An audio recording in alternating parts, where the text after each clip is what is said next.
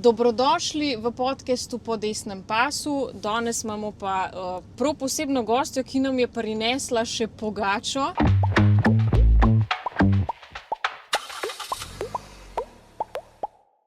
Živjo Bernarda. Živjo, tako, če ste v Beli krajini, morate poskusiti belokranjsko pogačo, ne gre drugače. Ja, mi smo pa tudi vsakič veseli, če nam kdo prinese kaj hrane. Ne? Za pojesti, ne? Ja, ker smo cel dan po terenu in seveda smo lačni, tako da smo zelo veseli. Da mogoče povem za uvod, mi smo začeli obisk Črnomlja s tem, da smo šli pogledati k vam v pisarno, kako se peče belokranjska pogača. V bistvu je to kar delavnica, bi rekli, ni pisarna, ker je en tak prostor, ki je belokranjsko izročilo, v katerem res sporočamo ljudem, ki vstopijo, kaj je Bela krajina, kakšno je naše izročilo, kakšno je bilo, bi rekli, izročilo naših prednikov, in to mi tudi potem naprej prenašamo na mlade rodove, na otroke, na mlade, na vse, na tujce. Izredno veliko imam skupin iz tujine, ki pridejo in jih prav to zanima, kaj se v tem kraju dogaja oziroma v tej pokrajini, po čem ste znani, kaj je tisto, kar vas opisuje, in kulinarika je velikokrat taka lepa točka, ki jo radi poskusijo. Vedno pa tudi to sami še naredimo, velikokrat, no, da tudi zamesimo in potem gre skozi vsa čutila ta obisk Črnomlja oziroma Bele krajine.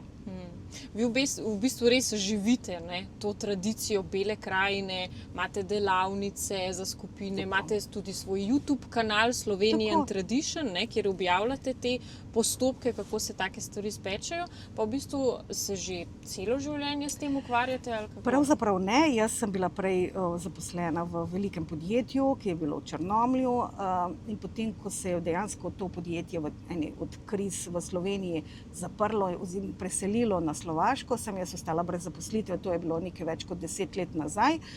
In takrat sem zelo razmišljala, kaj naj zdaj ne. Ampak imela sem pred sabo samo eno željo, da v naslednjem, bi rekla, svojem življenjskem delovnem okolju, da naredim nekaj za skupnost, za Belo krajino, tudi zase, ker to je bilo nekako vse v meni potlačeno, že od otroštva. In bil je tak trenutek, da sem kar začela s tem, da sem se začela ukvarjati s turizmom, da sem začela s temi kulinaričnimi raziskovanji Bele krajine, in to me res veseli in izpopolnjuje. Ampak je zdaj že prišlo v eno naslednjo fazo. In ta naslednja faza je politika. Ja, politiko dejansko zdaj, odkar sem samostojna podjetnica, kar redno spremljam, ker se dotika vsak dan mojega življenja, na vseh področjih. Temu se ne moremo izogniti, ko nekdo reče, jaz pa nisem politična oseba, ne ukvarjam se s politiko. Politika dotika vseh nas, kmetov, mladih, bi rekla, študentov, mladih družin, upokojencev, zaposlenih, čisto vsakega slehernega, bi rekla, državljana se politika dotika. In to, da si nepolitičen, skoraj je težko, ne? Ker točno občutimo, kaj se nam v kateri vladi dogaja, ne? In pa, kaj je bila pa res, poleg podjetništva, ne, še tista kakšna dodatna točka, ki vas je pahnila v udejstvovanje, ali je bilo predvsem to? Dejansko je bilo, da sva bili z Majo Kocjan, to je tudi naša, bi rekla, aktivna članica. Sva bili sosedi in ona me je nekako upeljala tudi v to, da sem se začela bolj vključevati v politično, bi rekli, da je Črnomlju v politiko, ne. In sem tudi že 2 mandata občinska svetnica Slovenske demokratske stranke, tudi večkrat, kaj sodelujem na kakšnih dogodkih, ki so. In dejansko, ko pa to potem poskusiš, kot občinski svetnik, ko začutiš, da si velikokrat tudi nemočen, ne?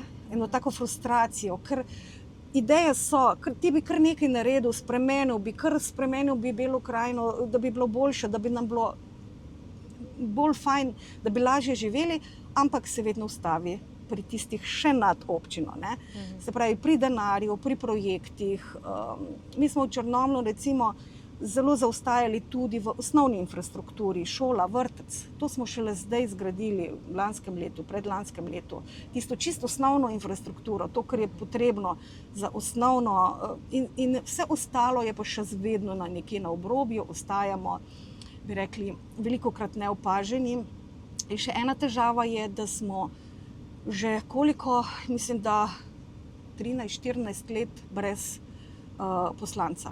Bela krajina nima svojega predstavnika v vladi oziroma v samem državnem zboru. Torej je to en velik hendikep, če lahko rečem, naše pokrajine. In zdaj pa je res zadnji čas, da dobimo spet poslanca ali pa celo dva.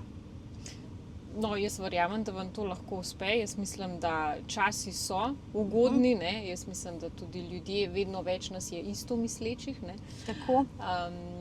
Kaj sem hotela še vprašati? Ja, se pravi, če sem prav razumela, vi ste zdaj drugi mandat, občinska svetnica. Tako, drugi mandat. Pa je recimo, a je kakšna razlika med sedanjo vlado pa prejšnjo vlado?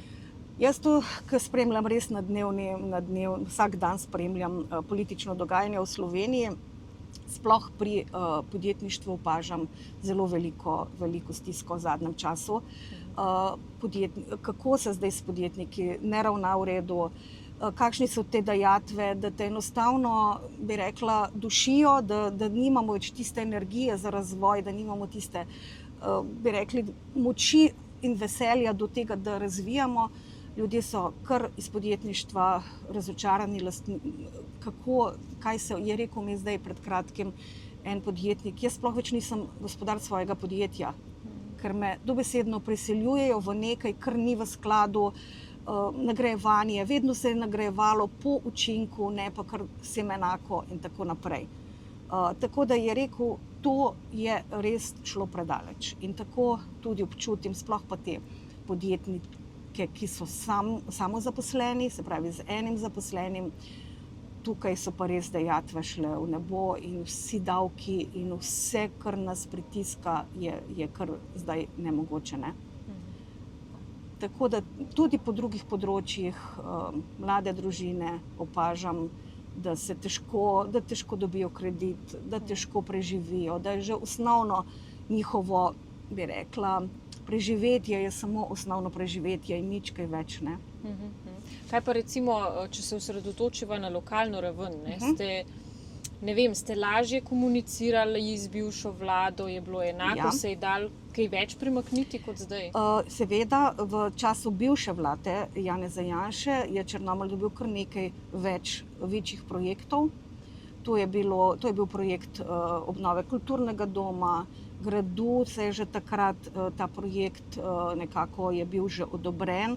Sicer ga je potem nova vlada Golobova samo zaključila in pogodbe so stekle potem.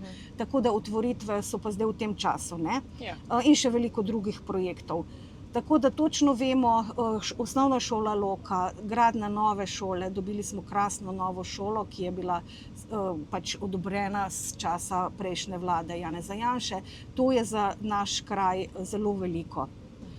In mislim, da smo takrat dobili veliko, da se je dalo pogovarjati, da so nas razumeli, da je bil ta razvoj veliko več, ni bil tako centraliziran kot zdaj, ampak se je šlo tudi na obrobne občine, na obrobne kraje, na obrobne pokrajine.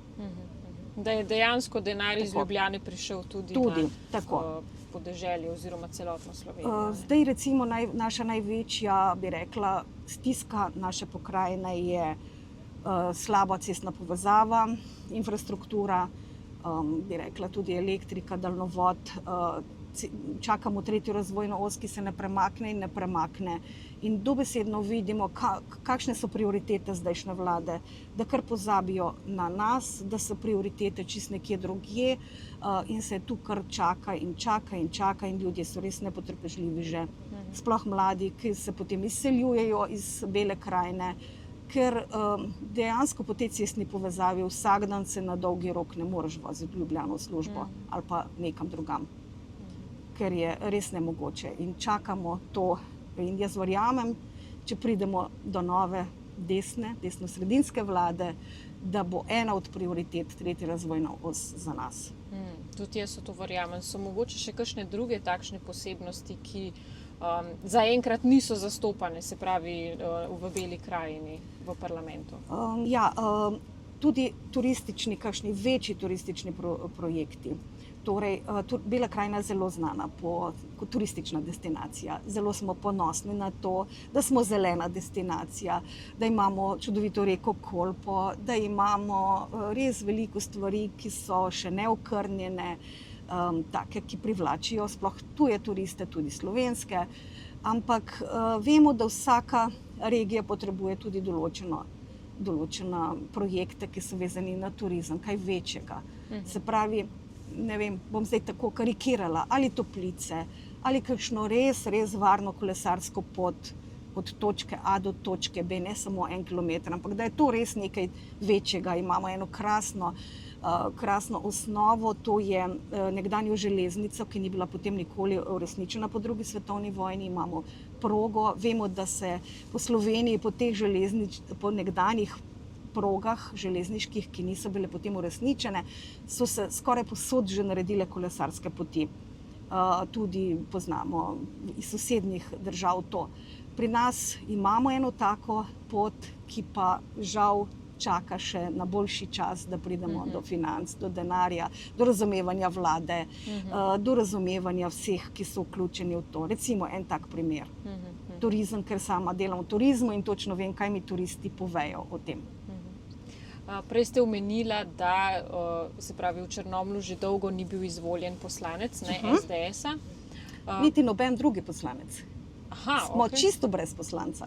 Sploh niste zastopani v parlamentu? Ne, že več kot 10 let, mislim, da 12 ali 13 let. Zanimivo.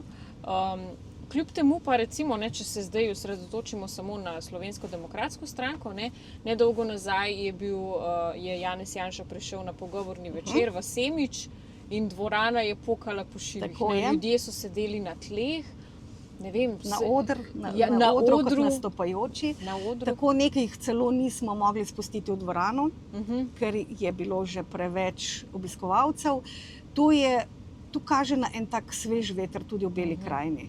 Da si ljudje tudi tu, upam, želijo spremembe, da si želijo nekoga, ki bo, bi rekla, Belo krajino v Ljubljani predstavljal enotno, vse 3 občine, Metliko, Semič in Črnomelj, da jih bo vse 3 občine enakovredno, bi rekla, predstavljal in se zavzemal za razvoj, predvsem za razvoj te naše zapostavljene pokrajine. No, jaz verjamem, da vi se boste dobro zavzemala za razvoj Bele krajine, pa še mogoče eno hudomušno vprašanje za na konec. Če boste izvoljena za poslanko, boste kdaj v Državni zbor prinesla tudi pogačo? Brez skrbi, to pa sploh se ne rabite bati, po moje že na prvo sejo, sigurno, že na prvo sejo. Potem pa v kratkem naredim tudi za poslance delavnico peke. To sem hotela vprašati, ja. Tako. Da bodo vsi znali speči belokranjsko pogačo. Sigurno, brez skrbi. Okay. Hvala lepa. Hvala tudi vam za tale pogovor in pa seveda vso srečo na volitvah. In hvala za obisk Črnomlja, Bele krajine, zdaj gremo še v Metliko, da ste nas tudi obiskali, da niste pozabili na nas. Z veseljem pa pridemo še kdaj. Hvala.